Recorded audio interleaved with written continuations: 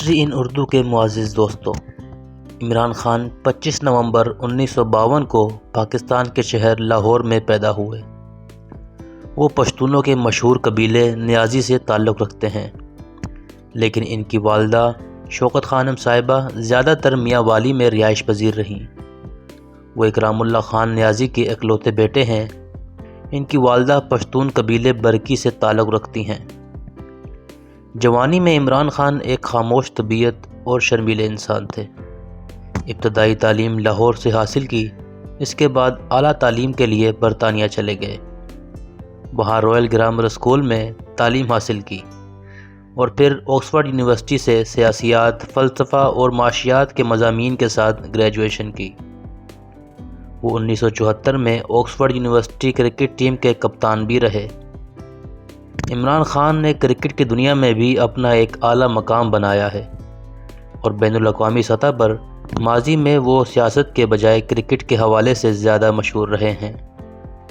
انہی کی قیادت میں پاکستان نے 1992 کا ورلڈ کپ جیتا۔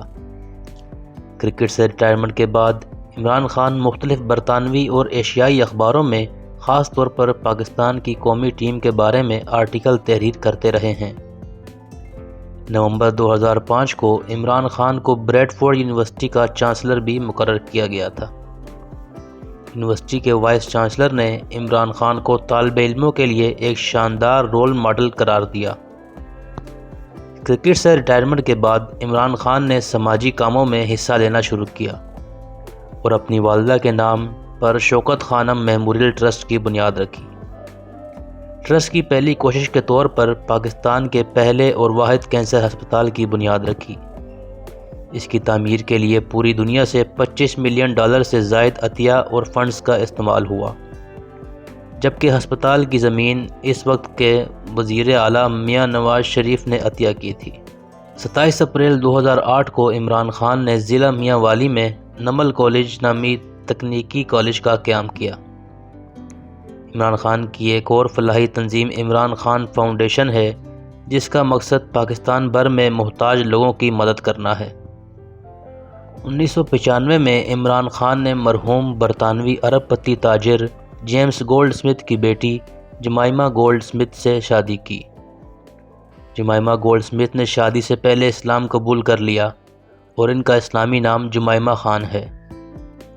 اس شادی کو عالمی میڈیا نے بھی خصوصی اہمیت دی۔ 22 جون 2004 کو انہوں نے طلاق کا اعلان کیا۔ عمران خان کا کہنا تھا کہ وہ اپنی مصروف زندگی کی وجہ سے انہیں وقت نہیں دے پاتے تھے۔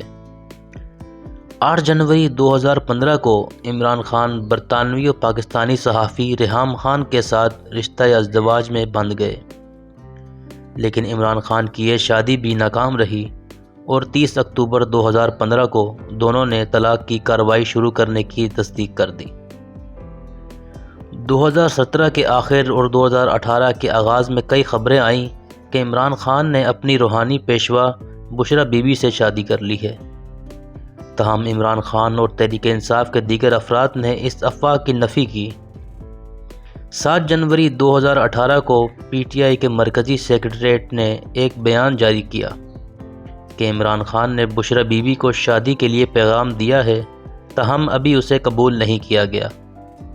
بالآخر 18 فروری 2018 کو پی ٹی آئی نے تصدیق کی کہ عمران خان نے بشرا بی بی سے شادی کر لی ہے۔ پیارے دوستو، کرکٹ کیریئر کے دوران میں عمران خان کو کئی مرتبہ سیاسی عہدوں کی پیشکش کی گئی۔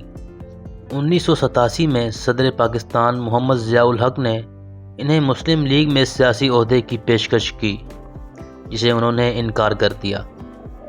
نواز شریف نے بھی عمران خان کو اپنی سیاسی جماعت میں شامل ہونے کی دعوت دی تھی۔ ضیاء الحق کے ساتھ عمران خان کے اچھے تعلقات تھے۔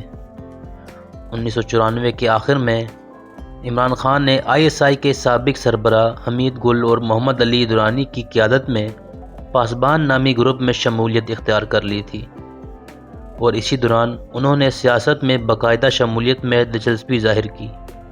25 اپریل 1996 کو تحریک انصاف قائم کر کے عمران خان نے سیاسی میدان میں قدم رکھا۔